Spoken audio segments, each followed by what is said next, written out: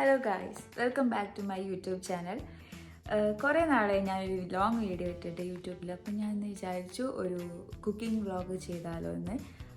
ഞാൻ ഇന്ന് ഉണ്ടാക്കാൻ പോകുന്ന ഡിഷ് അവിയലാണ്. അപ്പോൾ അവിയൽ ഉണ്ടാക്കാൻ വേണ്ടി ഇന്ന് എന്നെ ഹെൽപ്പ് ചെയ്യുന്നത് മിതു ആണ്.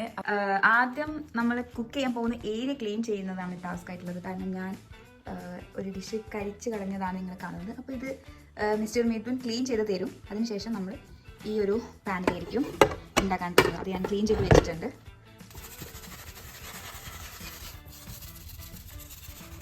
ഈ ഹോബ് ക്ലീൻ ചെയ്യുന്നത് മറ്റേ ഗ്ലാസ് ആ ലിക്വിഡ് വെച്ചിട്ടല്ലേ?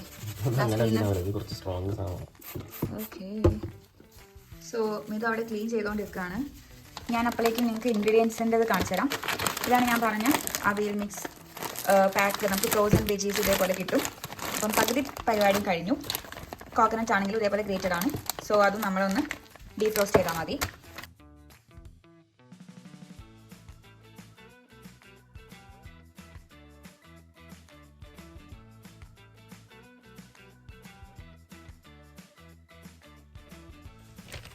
സോ ഈ കോക്കനട്ട് ഞങ്ങളൊരു പാക്കറ്റൊക്കെ വാങ്ങി ഞങ്ങളിടയ്ക്ക് ചമ്മന്തി ഉണ്ടാക്കും. പിന്നെ ഇതേപോലെ ചിലപ്പോൾ ചില ഉപ്പേരികളിലിടും. അതൊന്ന് ഡീപ് റോസ്റ്റ് ചെയ്യാം. ഫ്രോസൺ ആവശ്യത്തിനുള്ള ക്വാണ്ടിറ്റി എടുക്കുള്ളൂ. ലൈക്ക് ഈ ഒരു പീസ് മതിയാവും അവിയലിലേക്ക്.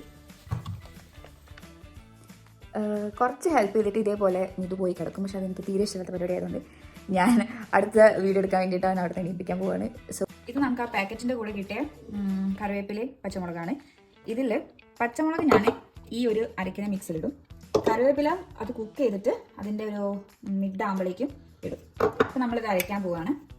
കുറച്ച് വെള്ളം ഇടയാം, ഇല്ലെങ്കിൽ ഈ ബ്ലേഡ് കറങ്ങുമ്പോൾ ഒരു പ്രശ്നം വരാറുണ്ട്. അതുകൊണ്ട് ഞാൻ കുറച്ച് വെള്ളം ഇടയാറുണ്ട്. അപ്പോൾ നമ്മളിങ്ങനെ ഒരു പാനിൽ കുറച്ച് ഓയിൽ എടുത്തിട്ടുണ്ട്. ഇനി ഈ ഓയിലിലേക്ക് നമ്മൾ ഈ ഒരു വെജിറ്റബിൾസും അതേപോലെ തന്നെ കുറച്ച് ഉപ്പും ഇടണം. ഈ ഒരു വെജിറ്റബിൾസ് ഞാൻ കഴുകി വെച്ചതുകൊണ്ട് പക്ഷെ വെള്ളം ഉണ്ടാവില്ല. അതൊന്ന് നോക്കിയിട്ട് ജസ്റ്റ് ഒന്ന് ഇടണം.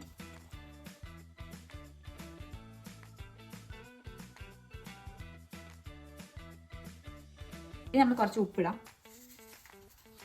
അതും ഇതേപോലെ അളവൊന്നും എനിക്കറിയില്ല. ഞാൻ ഒരു ഏകദേശം പോയിട്ട് നമ്മൾ മിക്സ് ചെയ്യാം.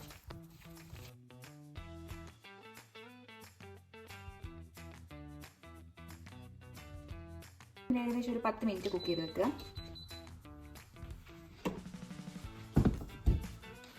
10 മിനിറ്റും വേണ്ട, കാരണം ഇത് പെട്ടെന്ന് അടിയിൽ പിടിക്കും. സോ ഒരു 7 മിനിറ്റ് വെച്ചിട്ട് നമ്മൾ കുറച്ച് കഴിഞ്ഞിട്ട് നമ്മൾ നോക്കും. കോക്കനട്ട് മിക്സ് ആണ് ഇതിന്. ലൈക്ക് അധികം ക്രഷ് ആയിട്ടുമില്ല, പക്ഷെ ഇതേപോലെ മൈൽഡായിട്ട് ക്രഷ് ചെയ്തെടുത്താൽ മതി. ഇത് കുക്കായി വരുന്നുണ്ട് ഗൈസ്, നിങ്ങൾക്ക് കാണാൻ പറ്റും. ഇത് കുറച്ച് കുക്കായിട്ടുണ്ട്, പക്ഷെ നമുക്കിതിൽ മുരിങ്ങക്കായ അതേപോലെ ചേന ഇതൊക്കെ നമുക്ക് കാണുമ്പം അത് നോക്കിയിട്ടാണ് ഞാൻ അതിലെ വേവ് നോക്കുന്നത്. അപ്പോൾ കുറച്ചും കൂടെ ആവാണ്ട് നമുക്ക് കുറച്ചും കൂടെ ക്ലോസ് ചെയ്ത് വെക്കാം. അപ്പോൾ ഏകദേശം ഇതായിട്ടുണ്ടെന്ന് തോന്നുന്നു. നമുക്ക് നോക്കാം. ഓൾമോസ്റ്റ് വെജിറ്റബിൾസ് ഒക്കെ നല്ലോണം കുക്കായി. ഇനി ഇതിലേക്ക് നമുക്ക് നമ്മളുടെ മെയിൻ തേങ്ങ മിക്സ് ഇടാം. ഇങ്ങനെ കുക്ക് ചെയ്തെടുക്കുമ്പോൾ തന്നെ നമുക്കതിൽ വെള്ളം ആഡ് ചെയ്യാതെ നല്ല അവിയൽ, നല്ല വെള്ളം ഇല്ലാത്ത അവിയൽ, അതായത് ഒരു തിക്കായിട്ടുള്ള അവിയൽ നമുക്ക് കിട്ടും. ലൈക്ക് സദ്യയിലൊക്കെ കിട്ടുന്ന പോലെ, നാട്ടിലെ കല്യാണത്തിന് സദ്യയിലൊക്കെ കിട്ടുന്ന പോലത്തെ അവിയലായിരിക്കും. വെള്ളം ആഡ് ചെയ്യാതെ കുക്ക് ചെയ്യുമ്പോൾ കിട്ടുക. അപ്പോൾ ഇനി നമുക്ക് അടുത്ത സ്റ്റെപ്പ് കാണാം. മറ്റേ തേങ്ങ മിക്സ് അതേപോലെ കറിവേപ്പില ലാസ്റ്റുള്ള സ്റ്റെപ്പാണിത്. അപ്പോൾ നമുക്ക് നോക്കാം. ഇതിൽ നിങ്ങൾക്ക് ഈ മുരിങ്ങക്കായൻ്റെ കളറൊക്കെ കണ്ടാൽ മനസ്സിലാവും. ലൈക്ക് ഇത് വെന്തിട്ടുണ്ട് എന്നുള്ളത് ഞാൻ അങ്ങനെയാണ് മനസ്സിലാക്കി എടുക്കുന്നത്. ഏകദേശം കളർ ചേഞ്ച് ആകുമ്പോൾ ബാക്കി വെജിറ്റബിൾസിനൊന്നും കണ്ടാലും വലിയ മനസ്സിലാവും, പക്ഷേ ഇത് മനസ്സിലാവും ഈ ഒരു ഇതിൻ്റെ തൊലി മാറുമ്പോൾ. ഇനി ഇങ്ങനെ കുക്കായിട്ടുള്ള വെജിറ്റബിൾസിലേക്ക് നമ്മുടെ തേങ്ങ മിക്സ് ഇടാൻ പോവാണ്. തേങ്ങ മിക്സ് ഇട്ടിട്ട് നമ്മൾ ഇത് ഇളക്കുമ്പോൾ ശ്രദ്ധിക്കേണ്ടത് ഈ വെജിറ്റബിൾസ് ഒന്നും ഉടയാതെ പതുക്കെയാണ് ഞാൻ ഇളക്കി കൊടുക്കാറ്. ഓൾറെഡി നല്ലോണം കുക്ക് ആയതുകൊണ്ട് തന്നെ വെജിറ്റബിൾസ് ഒക്കെ ഉടയാൻ ചാൻസ് ഉണ്ട്. സോ ഞാൻ മെല്ലെ ഇളക്കി കൊടുത്തുകൊണ്ടിരിക്കാം. ഇങ്ങനെ ഉണ്ടാക്കുന്ന അവിയലും വെള്ളം ആഡ് ചെയ്തിട്ടുണ്ടാക്കുന്ന അവിയലും തമ്മിൽ ടേസ്റ്റ് ഡിഫറൻസ് ഉണ്ട്. എൻ്റെ വീട്ടിൽ ഇതേപോലെ തിക്കായിട്ടുള്ള അവിയലാണ്, പക്ഷെ ചില കല്യാണ വീട്ടിലൊക്കെ പോയാൽ ഇങ്ങനെ വെള്ളം ആയിട്ടുള്ള അവിയലും കാണുന്നുണ്ട്. സോ ഇതിന് ഓരോ നാട്ടിലും തന്നെ അവിയലിൻ്റെ വ്യത്യാസം ഉണ്ടെന്ന് തോന്നുന്നു. തേങ്ങ ആഡ് ചെയ്തതിന് ശേഷം നമ്മൾ അടുത്ത ഇൻഗ്രീഡിയൻ്റ് ആയിട്ടുള്ള കേട് ആഡ് ചെയ്യാണ്. ഇത് ഞാൻ നേരത്തെ ഇൻഗ്രീഡിയൻസ് പറയുമ്പോൾ ലിസ്റ്റിൽ പറയാൻ വിട്ടുപോയതാണ്. കേട് അവിയലിൻ്റെ മെയിൻ ഇൻഗ്രീഡിയൻ്റ് ആണ്. സോ നമുക്ക് ആ കേടും കൂടെ ആഡ് ചെയ്യാം. കേട് ഓരോരുത്തരുടെ അളവനുസരിച്ചായിരിക്കും. ഞാനിത് ഈ ഒരു ക്വാണ്ടിറ്റിയിലാണ് ഞാൻ എടുക്കുന്നത്. നമ്മളിത് ഇളക്കി മിക്സ് ചെയ്ത് കണ്ടോ ലൈറ്റ് യെല്ലോ ഷെയ്ഡ്. ഈ ഒരു ഷെയ്ഡ് കിട്ടാനാണ് ഞാൻ മഞ്ഞൾപ്പൊടി ഭയങ്കര കുറവ്. യെല്ലോ എന്ന് പറയാൻ പറ്റില്ല, ഒരു ലൈറ്റ് പിസ്ത ഷെയ്ഡ്. ഈ ഒരു ഷെയ്ഡ് കിട്ടാൻ വേണ്ടിയിട്ടാണ് ഞാൻ മഞ്ഞൾപ്പൊടി കുറവ് ഇട്ടത്.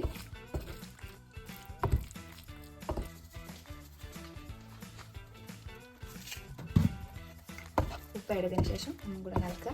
ഇനി ഞാനിത് ഇളക്കില്ല. ലൈക്ക് ഇനി ഇടയ്ക്ക് വന്നിട്ടൊന്ന് തുറന്നു നോക്കും. പക്ഷേ ഇളക്കുന്ന പാർട്ട് അധികവും കഴിഞ്ഞു. ലാസ്റ്റ് ഉള്ള സോൾട്ടും കൂടെ ആഡ് ചെയ്തു. ഇനി ഇതൊന്ന് കുക്കായി വരണം. ലൈക്ക് ആ തേങ്ങയുടെ ആ ഒരു പച്ച ചോയ അതൊക്കെ ഒന്ന് മാറി ആ ഒരു പുളി കിട്ടാൻ വേണ്ടിയിട്ട് നമ്മൾ കതുക്കുക. ഈ ഒരു അവിയൽ നമ്മൾ കറിവേപ്പിലയും കൂടെ ആഡ് ചെയ്യാം. റോസ് ചെയ്ത് വെക്കാം. കുറേ നാളായി ഞാൻ ഒരു എന്താ പറയുക സദ്യയുടെ ഐറ്റംസ് പഠിക്കണം എന്നുള്ള വിഷയമായിട്ട് നടക്കുന്നത്. എന്താ വിഷുവിനോ സദ്യക്കോ അല്ല ഓണത്തിനോ ഒന്നും സദ്യ ഉണ്ടാക്കണം, അതുണ്ടാക്കി കഴിക്കണം എന്നുള്ള മൈൻഡ് സെറ്റ് ഒന്നുമല്ല. പക്ഷെ ലൈഫിൽ വൺസ് എങ്കിലും എനിക്ക് ഞാനൊന്ന് ഓരോ ഡിഷസ് ഉണ്ടാക്കി നോക്കിയിട്ട് അതെങ്ങനെയായിരിക്കും അറിയാൻ വേണ്ടിയിട്ട് പഠിക്കണം എന്ന് വിചാരിച്ചിട്ടുണ്ടായിരുന്നു. അങ്ങനെ ഞാൻ ഒരു 2 times ഞാൻ യൂട്യൂബ് നോക്കി ഓരോ ഡിഷും അവിയലുണ്ടാക്കി ഓരോ ഡിഷും ഇങ്ങനെ പഠിച്ചിരുന്നു. ഷാൻജിയോൻ്റെയും അതേപോലെ വേറെ കുക്കിംഗ് വ്ളോഗേഴ്സിൻ്റെയൊക്കെ വീഡിയോ നോക്കി പഠിച്ചിരുന്നു. അപ്പം അതിൽ അവിയൽ ഞാൻ കുറേ വീഡിയോസ് റെഫർ ചെയ്തു.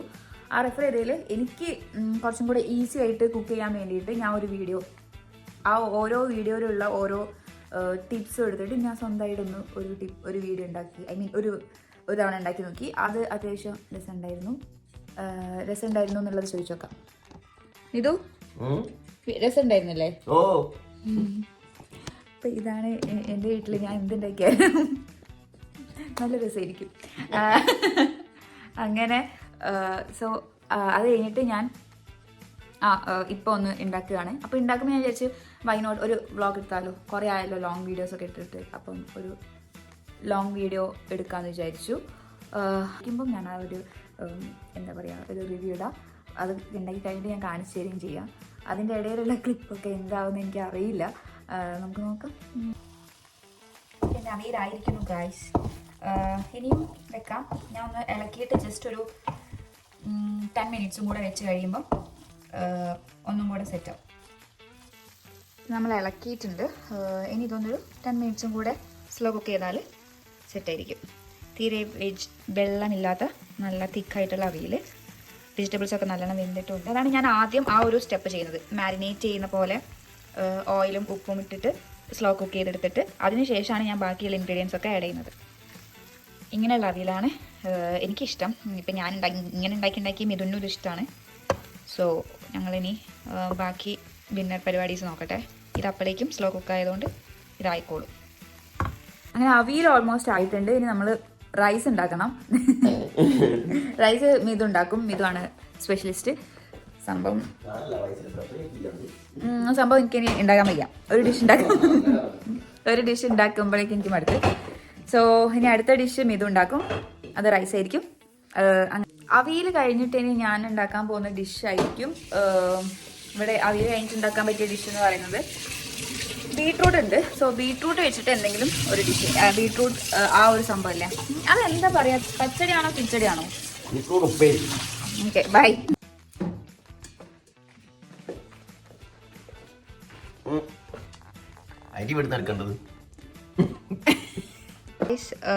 ഇതാണ് ഞങ്ങളുടെ ഡിന്നർ. എൻ്റെ അവിയൽ, മിഥു ഉണ്ടാക്കിയ ഒരു ഫിഷ് ഫ്രൈ, പിന്നെ മിഥു ഉണ്ടാക്കിയ ചോറ്. ഇന്ന് ഒരു ഡിഷാണ് ഞാൻ ഉണ്ടാക്കിയത്. ഞാൻ അത് കഴിച്ച് നോക്കിയിട്ട് എങ്ങനെയുണ്ടെന്ന് പറയാം. ആദ്യം എല്ലാം കൂടെ ഒന്ന് മിക്സ് ചെയ്യട്ടെ. കുറച്ച് അവിയലും ഒരു കഷ്ണം മീനും. ഈ വെജിറ്റബിൾ അധികം ഉടഞ്ഞിട്ടുമില്ല. പക്ഷെ എനിക്ക് ഇങ്ങനെയാണ് വെജ് കഴിക്കാൻ ഇഷ്ടം. എന്നായിട്ട് കുക്കായിട്ടുമുണ്ട്. ആ രീതിയിലാണ് ഞാൻ അവിയലുണ്ടാക്കിയത്. സോ നമുക്കൊന്ന് ഒരു ബൈറ്റ് എടുത്ത് നോക്കട്ടെ എങ്ങനെയുണ്ട്.